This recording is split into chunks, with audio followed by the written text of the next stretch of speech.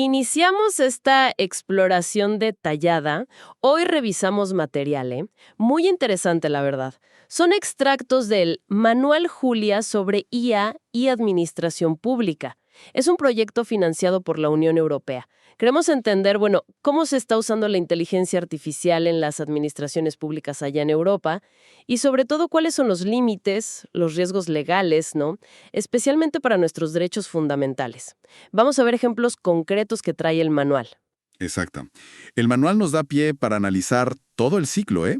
Desde cómo se diseñan estos sistemas hasta cómo impactan, digamos, en las decisiones que nos afectan día a día.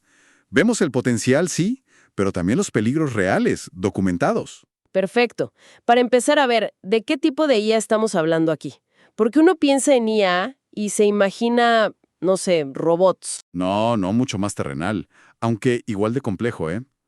El manual hace una distinción útil.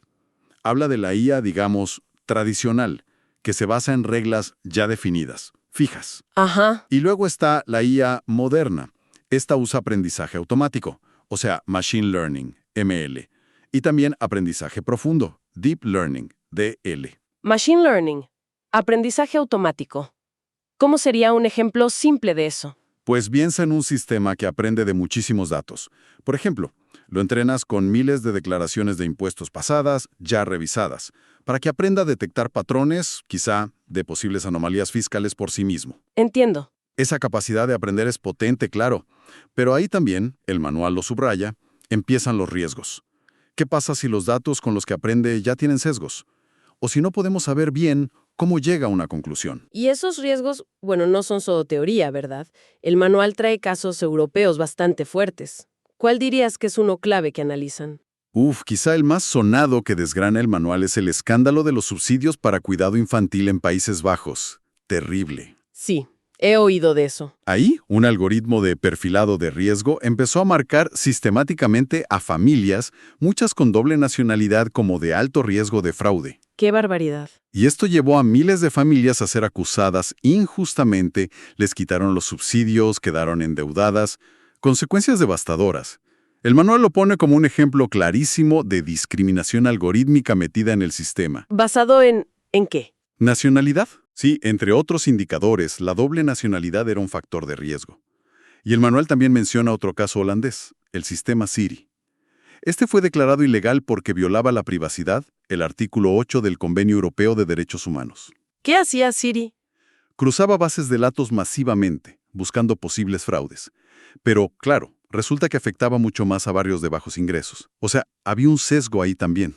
Entiendo el peligro con datos así, financieros, administrativos. Pero, ¿y cuando la IA se usa para vigilancia? Mencionas el reconocimiento facial. ¿El manual toca esos? ¿No? Sí, y ahí los riesgos de privacidad y de error se disparan. El manual cita, por ejemplo, el uso en Bélgica de tecnología de Clearview AI por parte de la policía. Clearview. Esa es la empresa que arma su base de datos con fotos de Internet, ¿verdad? Exactamente. Fotos públicas, de redes sociales, de todos lados. Imagina las dudas legales y éticas sobre el consentimiento, sobre tenernos a todos en una base de datos para reconocimiento facial sin saberlo.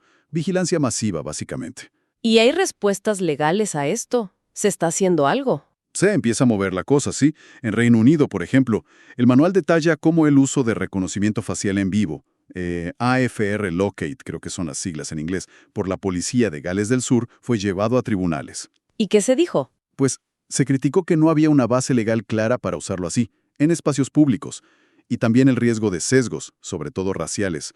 Se sabe que algunos de estos sistemas identifican peor a personas de ciertas etnias. O sea, más errores con ciertos grupos. Exacto. La justicia pidió reglas mucho más claras sobre quién puede estar en esas listas de vigilancia y dónde se puede desplegar esta tecnología. No es usarla porque sí.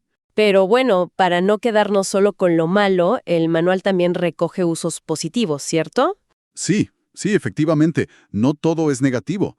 Señala, por ejemplo, un caso también en Bélgica, donde usaron un algoritmo para asignar las plazas escolares. Para escuelas, ¿cómo? Buscaban un reparto más equitativo. Consideraba las preferencias de las familias, pero también un equilibrio social en las escuelas. Intentaba superar el viejo sistema caótico de el primero que llega se la queda. Así que el potencial para mejorar servicios, pues, existe. Vale, entonces si juntamos todos estos casos que analiza el manual, ¿qué problemas o patrones se repiten? ¿Qué es lo que más preocupa? El manual Julia subraya varios temas críticos que aparecen una y otra vez. Primero, lo que ya vimos, el sesgo y la discriminación. Como en Países Bajos, es gravísimo. Sí, claro. Segundo, la opacidad, la famosa caja negra. Es decir, la dificultad para entender por qué un algoritmo toma una decisión específica. Es como si te negaran un crédito y no te dijeran por qué, basado en una lógica secreta. No puedes ni entenderla, ni mucho menos rebatirla. Y eso es clave para poder defenderse, ¿no? Fundamental. Por eso, fíjate, el Tribunal de Justicia de la Unión Europea, en un caso sobre los datos PNR, los registros de pasajeros aéreos, prohibió sistemas de IA que aprenden solos, sin control humano, justamente por esa opacidad. ¿Qué otros puntos destaca el manual? La privacidad, por supuesto, amenazada por esa recolección masiva de datos que vimos en Siri, en el reconocimiento facial, o incluso en Alemania con el caso SCHUFA sobre las calificaciones de crédito, el credit scoring. SCHUF es como el buró de crédito de allá, ¿no? Algo así, la principal agencia. Y ligado a esto, otro punto crucial, la rendición de cuentas y el recurso efectivo.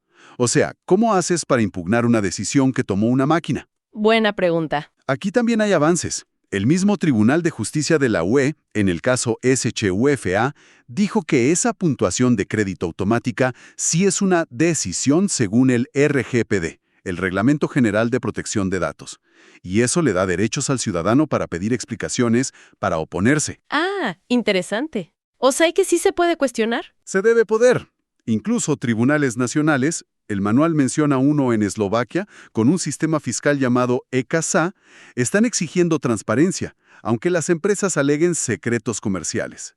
Y por último, pero no menos importante, la necesidad de supervisión humana. Alguien tiene que estar ahí, en el proceso. El famoso human in the loop. Ese mismo.